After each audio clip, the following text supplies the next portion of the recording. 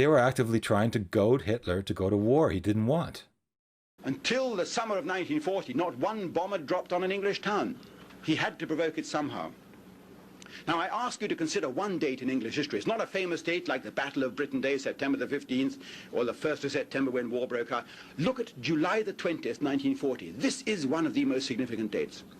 On that day, Churchill is lying in bed, as his wont, in Chequers, his country house, the Prime Minister's residence, out in the country, Sunday morning, and he gets the intercept, the decode, the decrypt, of a German embassy telegram from Washington to Berlin. The German ambassador in Washington, one Hans Thompson, reports, the British ambassador, Lord Lothian, has secretly put out feelers to me to ask what our peace offer is.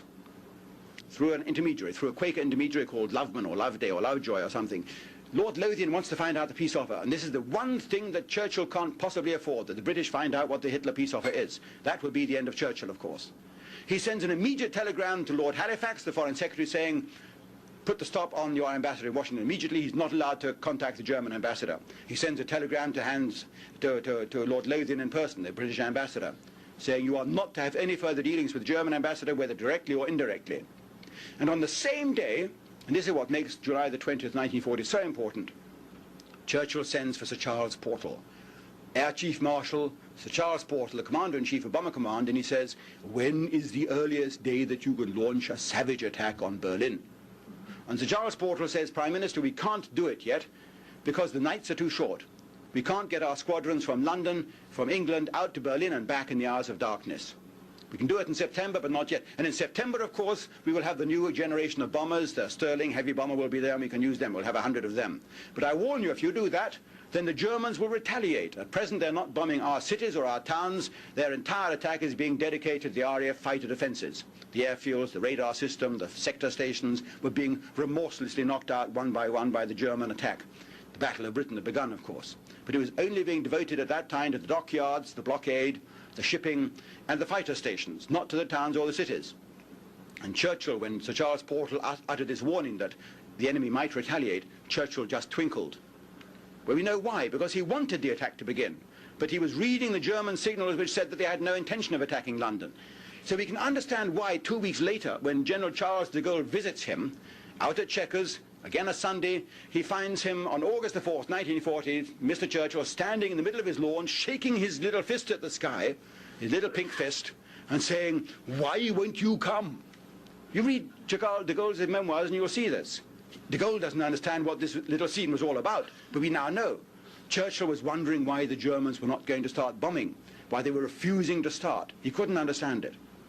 And he gets his chance on August the 24th, 1940, when one German plane flying in from the west along the Thames flies one loop too far along the Thames and drops its bombs not on Rotherhithe, where the oil refinery is that it was supposed to be bombing, the oil tanks, but on the east end of London.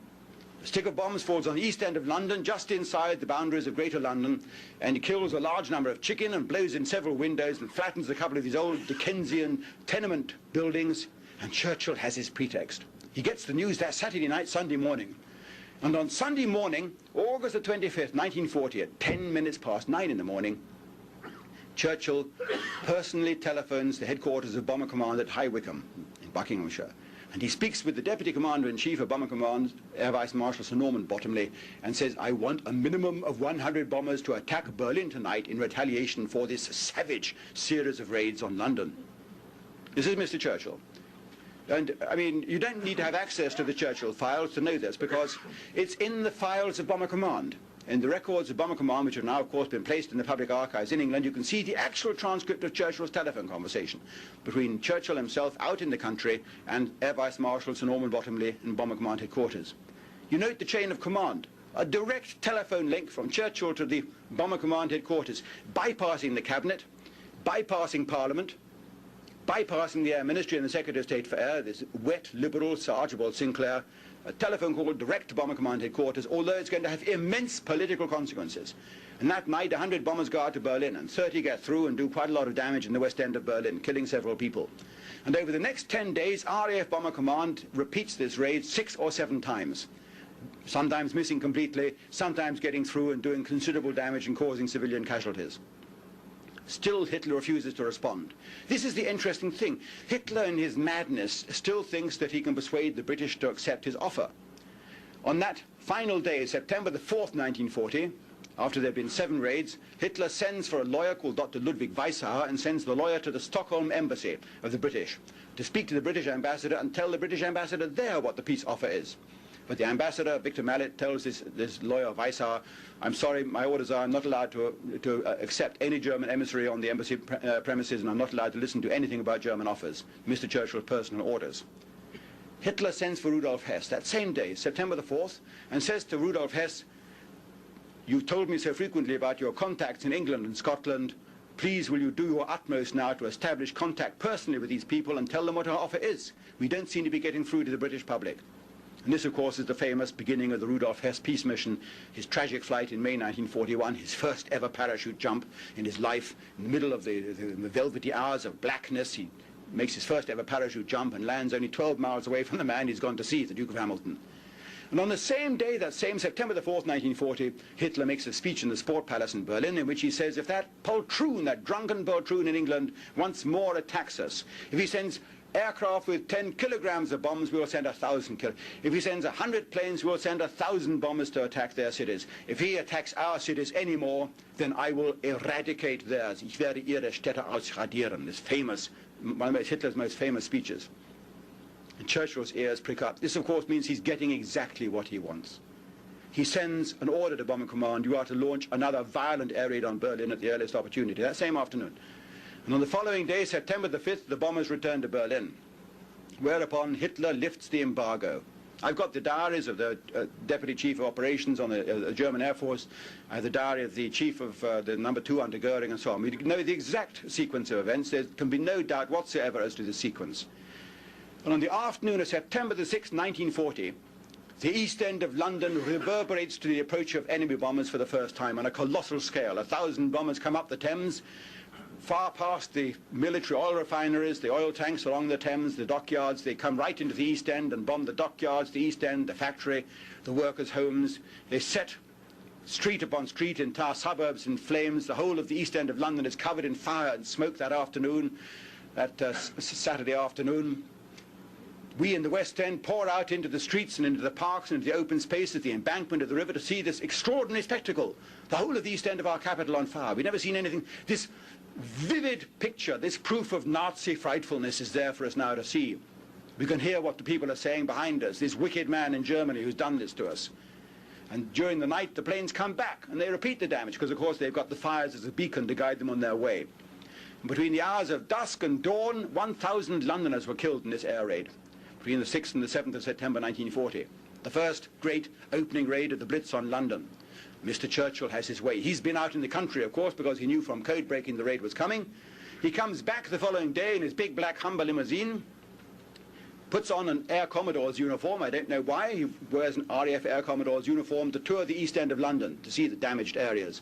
Climbs out of his car. He finds entire streets have been leveled, pathetic heaps of rubble with English Union flags sticking out on top that had been issued the hour before by Ministry of Information officials. That's part of the propaganda story, of course. You need the pathetic people, the Union flag bravely fluttering, Mr. Churchill walking around with his Air Commodore's uniform, the old women who've lost everything, their family, their household, their radio sets, the budgerigar, everything has gone up in flames. They've saved perhaps just the kitchen stove. But there's Winston Churchill, their Prime Minister, waddling around with his cigar, and they're saying to him, good old Winnie, good old Winnie, we knew you wouldn't desert us. We knew you were here. London can take it. And this became the title of a famous film, London Can Take It. These are all historical facts. I never really knew, for example, that Hitler actually tabled over 20 peace disarmament proposals to the Allied forces before the war even happened, even shortly after the war. This is real history. You probably haven't read about it in the school books. Your history books haven't told you what really happened. And all we know is there was a madman. There was a population of totally hypnotized people that bought it, even though this particular population happened to be the best educated, best read, culturally most advanced civilization probably on the planet at that point. But they were all led down the trail by a madman. Churchill reveals the real reasons for starting the war. We have killed 6 or 7 million Germans. We may kill another million or so before the war is over.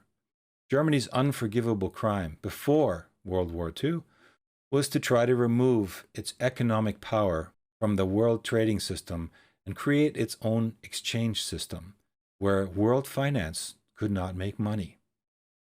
Germany was economically too strong. That was the crime.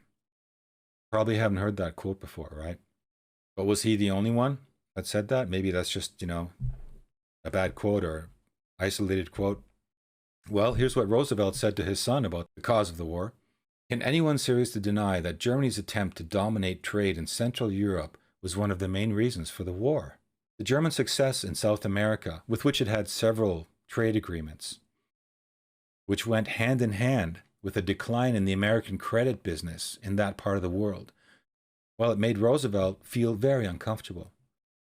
After all, Reichsbank President and Trade Minister Helmar Schacht and Hitler's policies had succeeded in making unemployment in Germany disappear and national income double. And contrary to what you have been told in the mainstream news, this happened before armament. Everyone always tells us, oh, it's because they armed up and blah, blah, blah. Well, there's other reasons for that. We're not going to have time to go into that. But Roosevelt, with his New Deal, he still had 10.4 million Americans unemployed. That was his legacy, despite a flourishing foreign trade, despite the fact that America had resources without end on a giant continent with all kinds of access to seaways, waterways, land, minerals, everything you can imagine. And so why was Hitler in a virtual landlocked part of the world tiny by comparison to other parts of the world? That's another thing that I think is really funny. If people knew the size, which is another reason for keeping people kind of ignorant, the size of that country compared to the rest of the world, and to think that they were going to take over the whole planet, I think it's a little bit kind of silly to look back on it now. And that's the thing. We're finally having a perspective to look back as adults now, as mature people, not children, but we look at things and look at them in the way that they're based on facts, not that the way that they're based on some narrative. I'm going to show you just one clip with respect to forbidden history by a great historian by the name of David Irving. I think it's highly relevant to what's happening in the Ukraine right now, because it seems like very, very similar circumstances are happening at the same time right now. So, it pertains to the start of World War II. The war was still not really raging. Hitler was desperately trying to negotiate a peace accord, a truce with England. Yeah. Dunkirk, where he let the English pack up and leave unharmed and return to England, was evidence of his goodwill. Yeah, he had goodwill. He wanted the English to save face, go back to England, and not lose face in the negotiations that he was trying to get going, which were for peace. So, despite what Christopher Nolan's version of Hollywood filmmaking tells you about Dunkirk, Hitler could easily have bombed and killed all of those troops that were stranded. He wanted them to save face. He hoped for peace negotiations. Armed conflict at that point was still very, very limited, restricted to military targets only. And it was Churchill's idea, to bomb civilians in order to outrage the population and to rally full-on escalation. What's happening in the Ukraine now is exactly the same form of mind control. We see civilian buildings being bombed by Russians, supposedly. It just tears at your emotional strings to see all those Ukrainian people. They're real. They're really going through a war zone. They're losing their homes. But we're not really being told about really what's going on. We're just told that Putin is a barbarian. Kill that madman. It's Hitler all over again. It's the mind control. Keep it going. Get the rally going. Why? Well, there's an agenda going on. And even Noam Chomsky talked about how the Americans are trying to build up a situation in the Ukraine where they could go to war against Russia. They didn't tell you that in the mainstream news.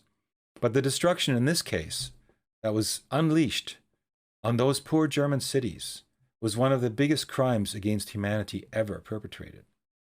It kept going, city after city. The images are shocking. It finally ended in the firebombing of Dresden, where, according to some, over 250,000 people were burned alive. I like to say that if you don't know history, only if you don't know history are you bound to repeat it. There never needed to be a Second World War. We could have had peace. How many millions have suffered and died needlessly as a result of elites lying to us? Millions of lives would have been spared. Hardships, heartbreaking hardships. There never would have been a Holocaust. The world might have been spared many other civilization-destroying events, all because of this establishment of the post-World War II order. The 20th century wars were started by secret societies that are active to this day. We'll talk more about those secret societies later. Churchill was a member. Roosevelt was a member. Roosevelt later went on to provoke the Japanese.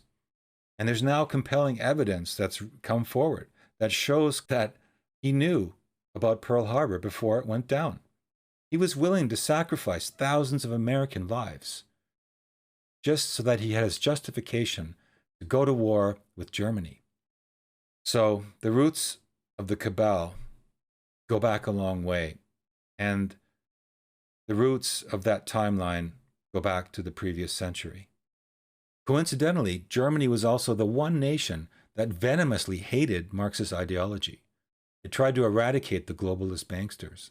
Those same banksters, incidentally, they're still currently running the planet, invading every last sovereign country after another.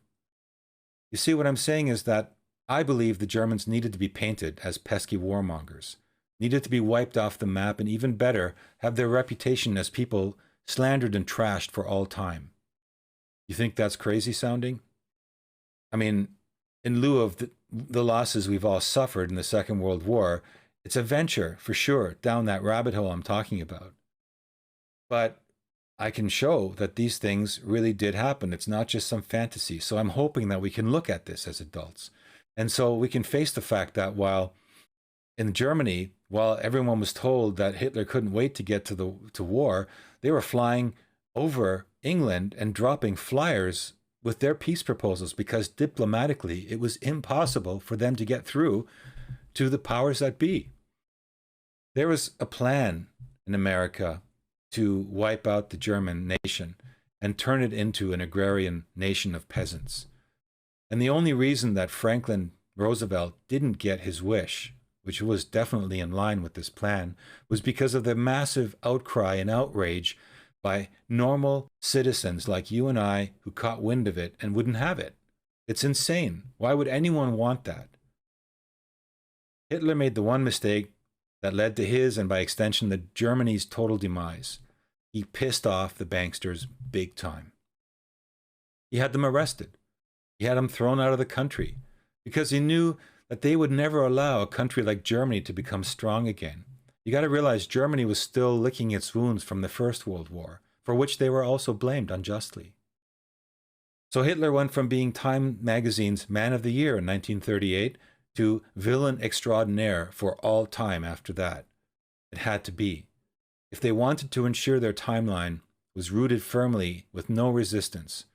Because imagine suddenly all other countries come on to the fact that they actually no longer need the enslaving banksters, that they could live in total prosperity and peace and trade with other nations and prosper and have no problems whatsoever. And if you're still doubtful that the elites saw Germany as a threat to their world hegemony, I can show you that they're even to this day trying to do it. Check out this document. This comes from 2012, leaked minutes of a secret Bilderberger meeting. It describes the need to burden the Germans over generations with debt for altruistic reasons in order to stem the resistance, as well as to flood the country with a whole team of immigrants. Millions of immigrants have been planned. Exactly what is happening right now. So this is what I'm suggesting. Thought control equals mind control. And it is very interesting to note that what was probably the most evil man on the planet at that time, one Joseph Stalin, was actually bankrolled by the American banksters to the tune of $11 billion in the Lend-Lease program to fight Germans. Yes, the Marxist communists were enthusiastically supported by American elites. I bet you didn't know that, right? So the Marxist ideology never really ended. With its final resistance out of the way, after Second World War ended, it was free to move into the promised land, the United States of America.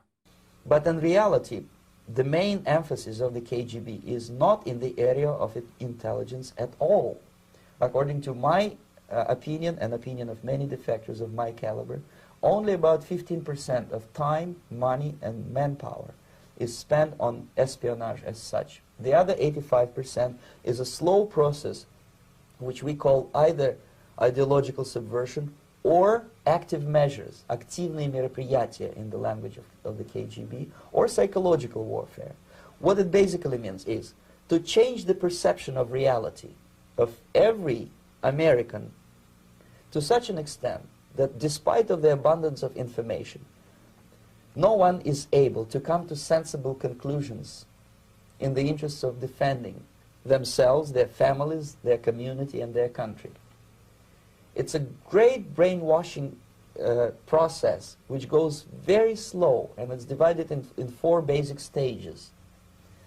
The first one being demoralization. It takes from 15 to 20 years to demoralize a nation. Why that many years?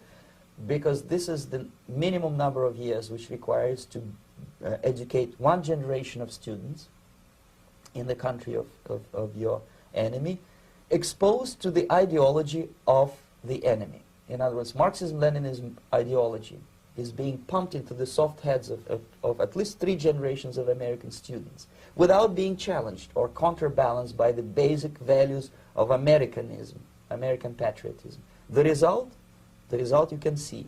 Most of the people who graduated in the 60s, dropouts or half-baked intellectuals, are now occupying the positions of power in the government, civil service, business, mass media, educational system. You are stuck with them. You cannot get rid of them. They are contaminated. They are programmed to think and react to certain stimuli in a certain pattern.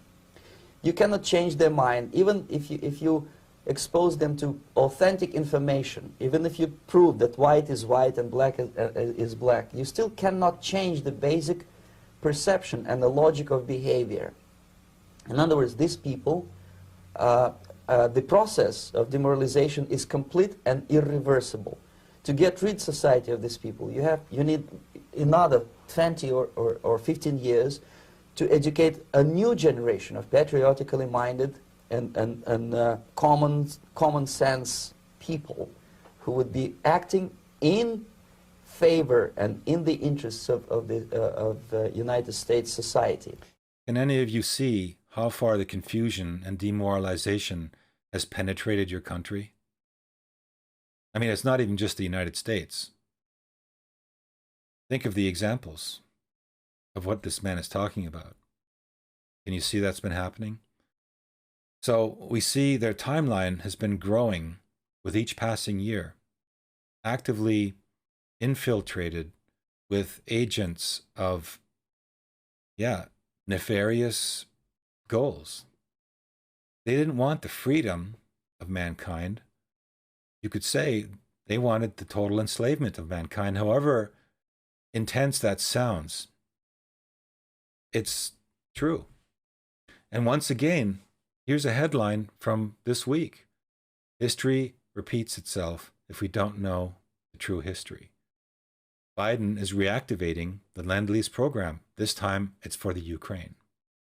But you can't even discuss it openly. You can't debate it nowadays.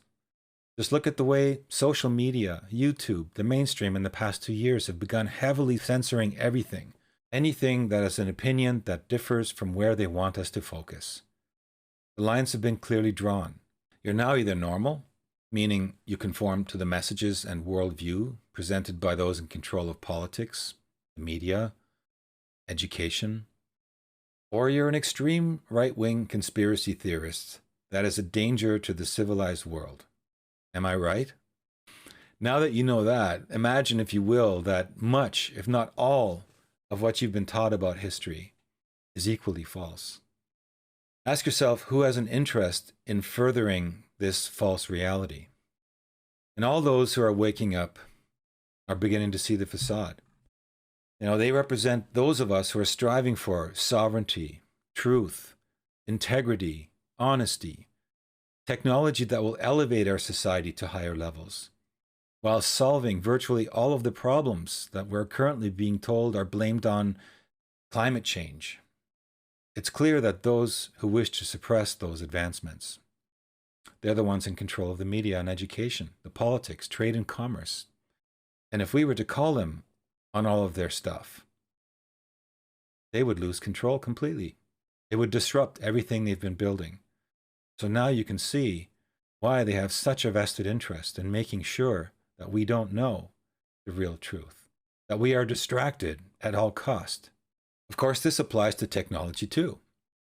If we believe, as we're taught in schools, that we cannot exceed the speed of light, that the only form of electricity is through burning fossil fuels and nuclear reactors and solar panels and windmills